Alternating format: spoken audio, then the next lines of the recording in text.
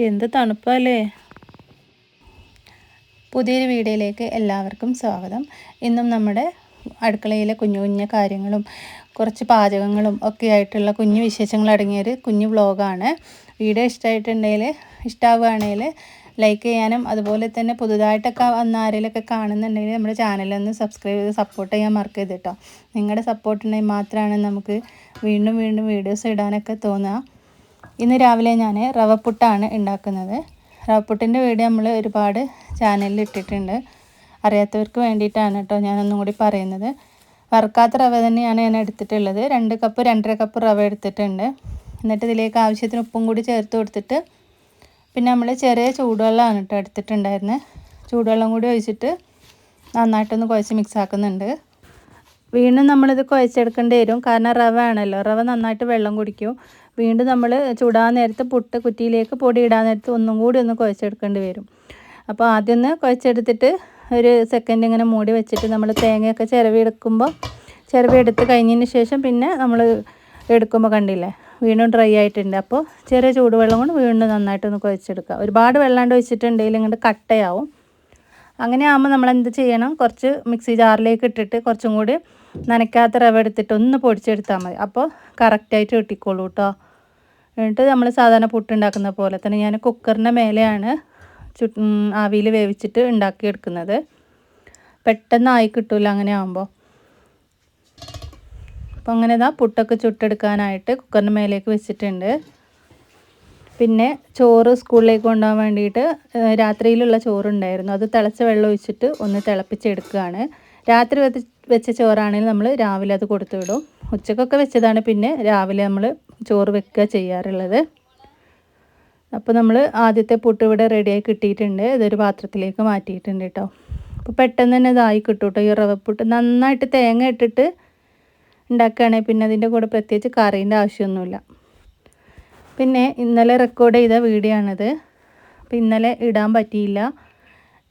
നമ്മളെ easy cooking എന്ന് പറഞ്ഞ യൂട്യൂബ് ചാനൽ സൽമാനെ എല്ലാവർക്കും അറിയാമല്ലോ. അപ്പോൾ സൽമാൻ്റെ വീഡിയോ 2-3 ദിവസമായിട്ട് 5-6 ദിവസമായിട്ട് വീഡിയോ ഒന്നും ഇടുന്നത് കാണുന്നില്ല.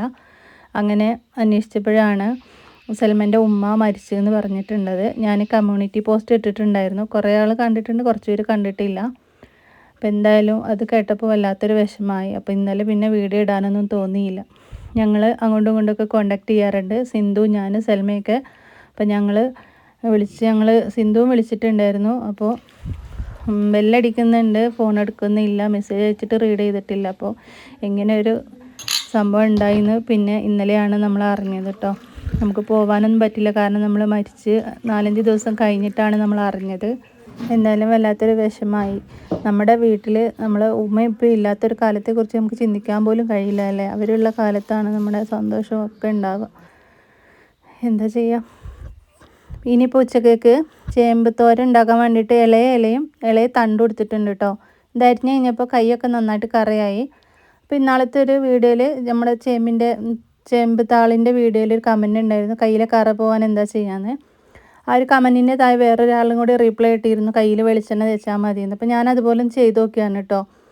അപ്പോൾ വെളിച്ചെണ്ണ തേച്ചോടൊന്നും പോയില്ല. ഒരു 5-6 മിനിറ്റ് കഴിഞ്ഞതിന് ശേഷം ഞാൻ പാത്രം കഴുകുന്ന സ്ക്രബ് വെച്ചിട്ട് ജസ്റ്റ് വെറുതെ ഒന്ന് എഴുതിയപ്പോൾ കറയൊക്കെ പോയിട്ട് നന്നായിട്ട് കൈയൊക്കെ ക്ലീനായിട്ട് കിട്ടി കേട്ടോ.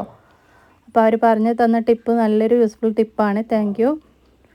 പിന്നെ ഉച്ചയായിട്ടാണ് ഈ പിന്നത്തെ വീഡിയോ. ചോറൊക്കെ തിന്നാതിരിക്കുകയാണ്. ഞാൻ ഈ പാത്രത്തിൽ തന്നെയാണ് കേട്ടോ ചോറ് കഴിക്കാറുള്ളത്. നമ്മൾ സാധാരണ പൊട്ടുപാത്രത്തിലും അതുപോലെ തന്നെ ചില്ല് പാത്രത്തിലൊന്നും ചോറ് തിന്നാറില്ല. നമ്മൾ സാധാരണ വീട്ടിൽ എങ്ങനെയാണ് ചോറ് കഴിക്കുക ഇങ്ങനെ തന്നെയാണ് കേട്ടോ. പിന്നെ വീഡിയോ ഒക്കെ എടുക്കാൻ വേണ്ടിയിട്ട് യൂട്യൂബിലൊക്കെ ഫുഡിൻ്റെ വീഡിയോ ഒക്കെ എടുക്കാൻ വേണ്ടിയിട്ട് വേറെ പാത്രത്തിലൊക്കെ വിളമ്പിയിട്ട് സെർവ് ചെയ്യുന്ന വീഡിയോ കാണിക്കുന്നതാണ്. സാധാരണ നമ്മളെ വീട്ടിൽ നമ്മൾ ചെയ്യുന്ന ഇങ്ങനെയൊക്കെ തന്നെയാണ്. അപ്പോൾ ചേമ്പില തോരൻ വെച്ചിട്ടുണ്ട്. തോരൻ എന്ന് പറഞ്ഞാൽ കുറച്ച് കുഴഞ്ഞുകൊണ്ടായിട്ടുണ്ട്, കാരണം അത് നമ്മൾ തണ്ടും കൂടി വെച്ചിട്ടാണല്ലോ. അപ്പോൾ ആ തണ്ടിൽ നിന്ന് വെള്ളമൊക്കെ ഇറങ്ങിയിട്ട് ഇത്തിരി കുഴഞ്ഞ പോലെ ആയിട്ടുണ്ട്. പിന്നെ അയില തേങ്ങ അരച്ച കറി വെച്ചിട്ടുണ്ടായിരുന്നു. അയില തന്നെ പൊരിച്ചെടുത്തതും ഉണ്ടായിരുന്നു. ഈ ചേമ്പിൻ്റെ ഇലയിലെ ഇത് വെച്ച് കഴിഞ്ഞപ്പോൾ എനിക്കൊരു പേടി, പുളിയൊന്നും ചേർക്കാണ്ട് വെച്ചതുകൊണ്ട് ചൊറിയോ എന്നുള്ളൊരു പേടി ഉണ്ടായിരുന്നു കേട്ടോ. എന്തായാലും കഴിച്ച് നോക്കാം, എന്നിട്ട് നമുക്ക് പറയാം ചൊറിയുന്നുണ്ടോ എന്നൊക്കെ. അതിന് മുന്നേ ഞാൻ ഉപ്പുണ്ടോ നോക്കാൻ വേണ്ടിയിട്ട് ജസ്റ്റ് ഒന്ന് കഴിച്ചപ്പോൾ അപ്പോഴൊന്നും ചൊറിഞ്ഞിട്ടില്ല. പിന്നെ നമ്മൾ ചോറിനാണല്ലോ ഒരുപാട് കഴിക്കുക, അപ്പോഴാണല്ലോ അതിൻ്റെ അറിയാം. എന്തായാലും ചോറൊക്കെ കഴിക്കാനായിട്ട് ഇരുന്നിട്ടുണ്ടായിരുന്നു. ചൊറിഞ്ഞിട്ടൊന്നുമില്ല കേട്ടോ, നല്ല ടേസ്റ്റ് ഉണ്ട്. വെളുത്തുള്ളി കാന്താരിയൊക്കെ നമ്മൾ ചതച്ച് ചേർത്തതിനാൽ ചൊറിയണമൊന്നുമില്ല കേട്ടോ, നല്ല ടേസ്റ്റ് ഉണ്ട്. നമ്മൾ ആ തണ്ടിട്ടുകൊണ്ടാണ് ഇങ്ങനെ കുഴഞ്ഞുകൊണ്ടായത്, അല്ലെങ്കിൽ ഇങ്ങനെ കുഴയില്ല. എന്തായാലും നല്ല ടേസ്റ്റ് ഉണ്ട്. അവിടെ ഇങ്ങനെ തിന്നട്ടെ. ആ വീഡിയോയിലുള്ള വോയിസ് തന്നെ ഞാൻ നിങ്ങൾക്ക് കേൾപ്പിച്ച് തന്നാണ് കേട്ടോ. അപ്പോൾ ഇന്ന് ഇത്രയേ ഉള്ളൂ കേട്ടോ. വീഡിയോ ഇഷ്ടമായി ലൈക്ക് ചെയ്യാൻ മറക്കരുത് കേട്ടോ.